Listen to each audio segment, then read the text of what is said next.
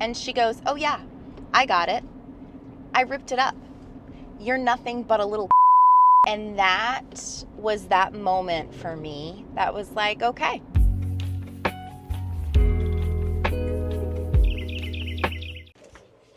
Hello, it's good to see you today. First and foremost, how are you doing? How is your day going? I have missed you so much. Today I have a special one for you, actually.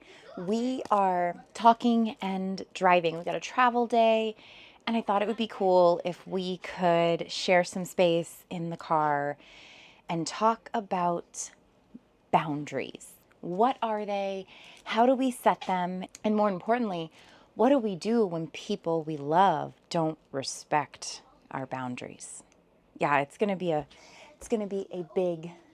big conversation. I asked you on a post, what was something that you felt like we needed to talk about or that's going on in your world?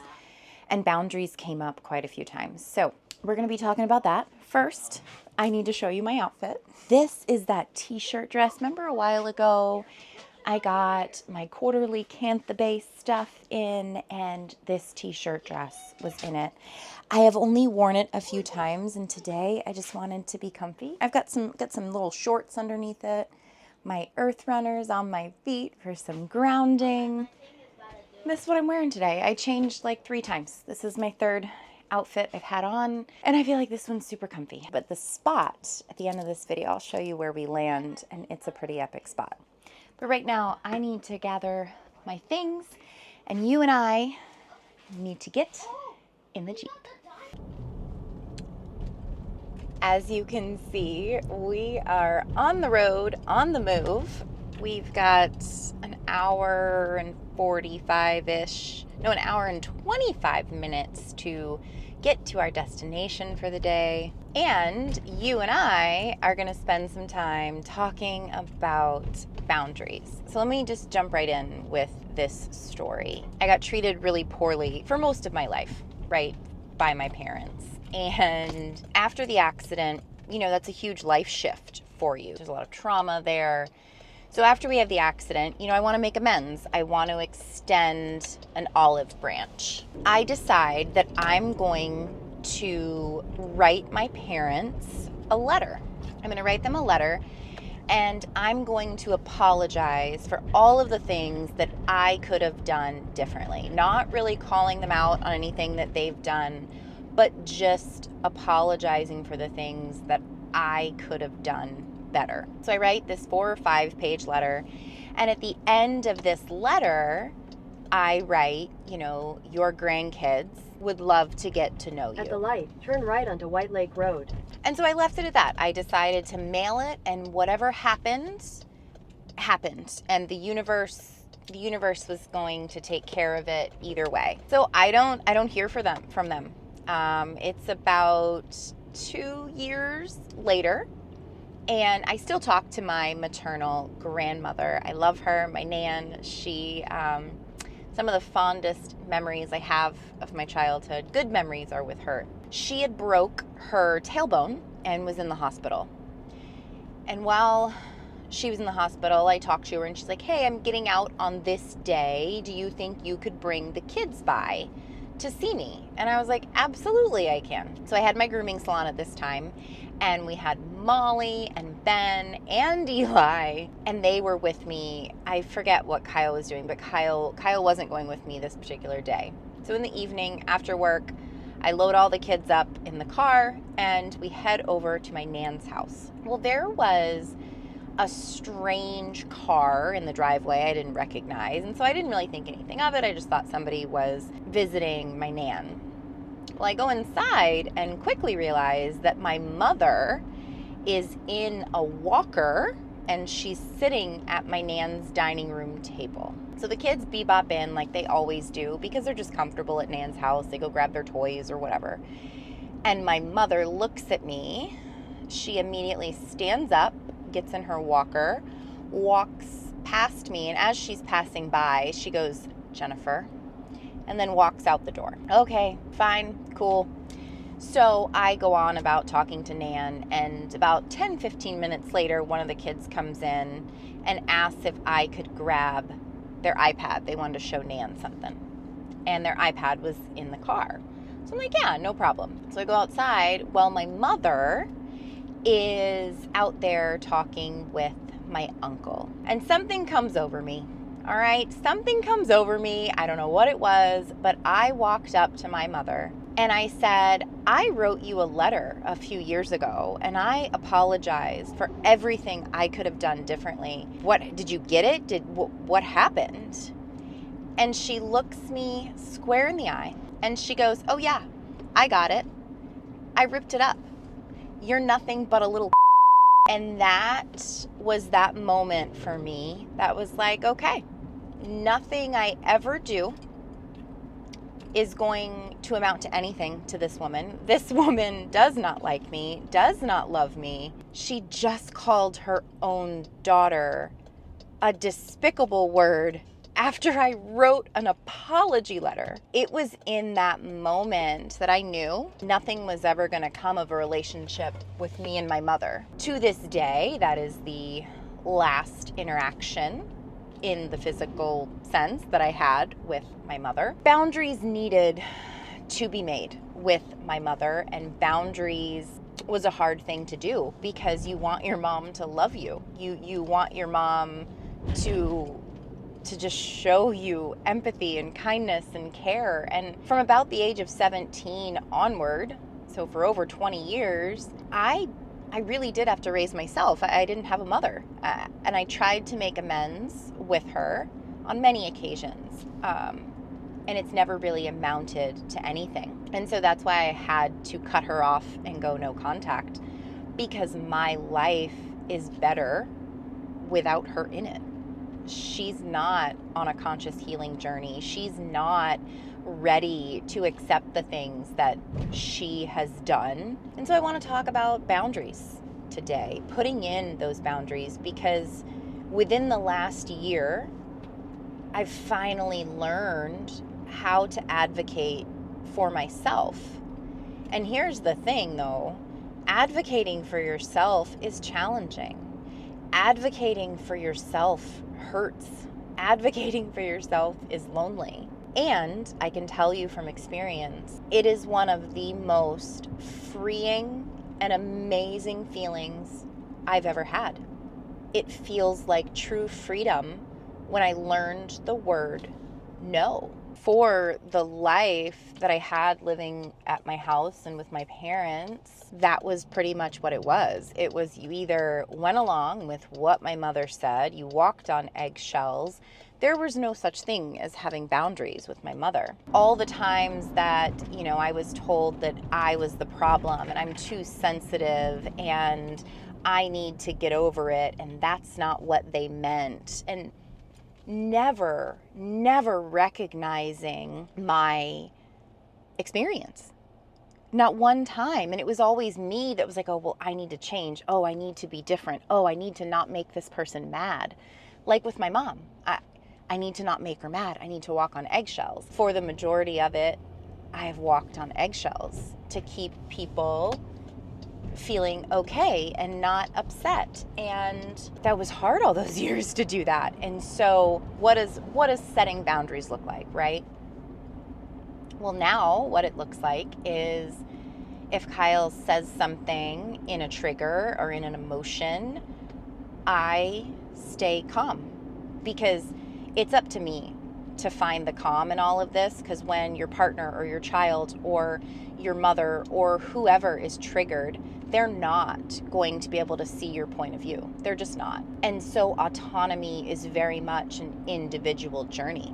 And here's the thing with autonomy is some people are not gonna like it. Some people are not gonna respond well to it, and they're gonna gaslight you and they're gonna hurt you and they're gonna tell you that it's your fault and you're the one doing this. And here's the thing. When we're on our intentional healing journey, we know that it's not solely us. We know it's two people. To be fully honest with you, it is both people in this relationship that need to come to it their best selves. So what does my boundaries look like now? It looks like when someone says that to me, it's mostly Kyle or the kids. If they say something that's not cool, not nice, be like, hey, you feel like you're triggered. Why don't you go take a walk? Why don't you go calm down? And then we can have a conversation. Because I want to have a conversation with you, but treating me like this and talking to me like this is not okay. And then I walk away. Because it's up to them to then to manage themselves. It is not up to us as mothers, as wives, as friends, to manage other people's emotions. We are responsible for managing our own. And people that are in a trigger, they're not going to be able to manage themselves. And so we have to do that advocating, and we have to walk away sometimes. And walking away sometimes can freaking hurt, right? Because your ego and your pain body wants to get involved and make it about you. When in reality, what that person is going through probably has nothing to do with you. It's all internal. And it is not okay to treat people poorly just because you're in a trigger. That's one of my boundaries. You cannot treat me like crap just because you're feeling angry or mad or sad or grumpy or irritated or frustrated. No, you got to manage that because it's your individual responsibility. And so I started giving people their responsibility back. And when I started giving them their responsibility back, the weight was starting to lift off my shoulders, because then I could manage myself, and the expectation was that they needed to manage themselves. It was no longer my responsibility to make them better. And so what I want you to work on, right, if you're struggling with boundaries and people around you not respecting them, is giving them back their responsibility. It is not yours to carry. You have every right to say, hey, you're treating me poorly right now. This is a boundary for me. I need you to regulate yourself, and then we can have a conversation about this. It's not about blaming or shaming or criticizing them, because at the end of the day, you both just want to have a conversation. You both just want to feel seen, valid, and heard, and that your experience is real. Because they are. Both people's experiences are real. Kyle's experience is real when he's in a trigger. My mom's experience is real when she treated me the way that she did. And we can have understanding for that. We don't have to accept that behavior because they're responsible for managing themselves. And it's going to hurt. This past year, there's been many times where I have hurt, I have cried, and I'm not backing down. These are my boundaries, and I deserve for my boundaries to be respected. They're not out of line. They're not, ridiculous. They're simple things like you just can't talk to me like that. That's not cool, and I don't appreciate it. Saying it in a very calm, cool, collected way, I'm managing my own self, and I'm giving them the opportunity to manage themselves. And what I've been seeing is that it's working. It is working. Kyle's now working to be more cognizant of his words in a trigger and what he's saying and how he's feeling and how that affects the people around him. And so it's a domino effect, right? The more you exercise your boundaries, the more people are going to start treating you differently. Boundaries are a big thing. Boundaries are hard to set. And in writing my mom that letter, that was a huge boundary. And sometimes people aren't going to respect those. And sometimes those people have to be cut out of your life and you have to go no contact. And that is really difficult. And my life is exponentially better because those people aren't in it. Because those people don't want to be on their healing journey. And only they can do that, right? Only they can consciously walk their healing journey. You can't do it for them. And I feel like that's one of the hardest things because you know what they need to do and they're just not going to do it. And that is excruciatingly hard and freeing, right? Both exist and both are okay to feel at the same time. The fact is, you're going to lose people. When you start setting boundaries, you will lose people, and it's going to hurt. And, right, you are going to feel so much better giving them their responsibility back. You don't have to carry that. You deserve to be treated with love and respect and kindness. You deserve that. If I want people to treat me differently, I have to treat them differently. We have to set the standard for others on how to treat us.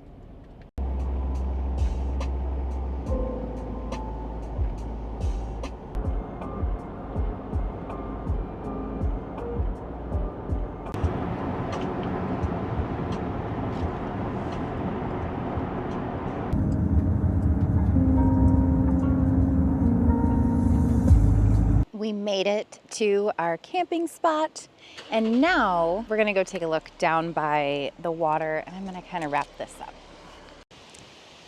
And here is the bay.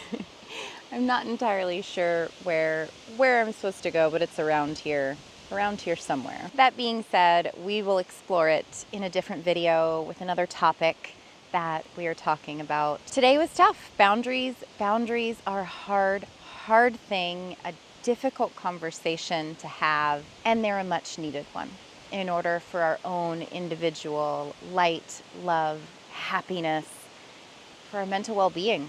We have to have boundaries. And, I've had to set 2 hard boundaries with people, one being my mom and one being my partner. And what I realized is that my mom, I had to go no contact, because having her in my life is not a happy, healthy, loving life. Just because she's my mom doesn't mean that I have to have anything to do with her. I can understand who she is, I can have forgiveness, and I can have boundaries that are non-negotiable.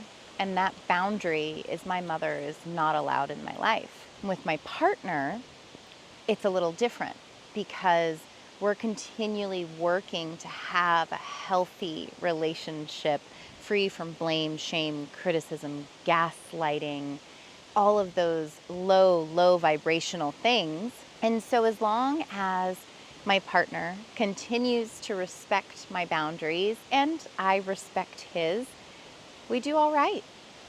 And those boundaries are a necessity in any relationship. So setting a boundary of, no, you're out of my life, is 100% okay. And setting a boundary of, hey, I don't like to be talked to or treated this way, manage yourself so we can have a conversation. Being in that emotion, being in that deep, heavy emotion is okay. There's nothing wrong with being there. What isn't okay is taking that emotion out on the ones that they love most, including us. We do it too. And we've got to live by example. So thank you for coming along with me today. I intend to take you on this boardwalk and we'll talk about something else. What is it that you want to hear me talk about? What is something that you're struggling with, that's going on in your world, that you need some clarity? Maybe I've experienced it and we can share in it together. Please leave that in the comments for me. Please remember that you matter. You are important, you are valid, and you are enough, just as you are in this moment, to be right here. And I'm so glad that you are. Have a safe trip home. Thank you for being here and being you. I love you so much.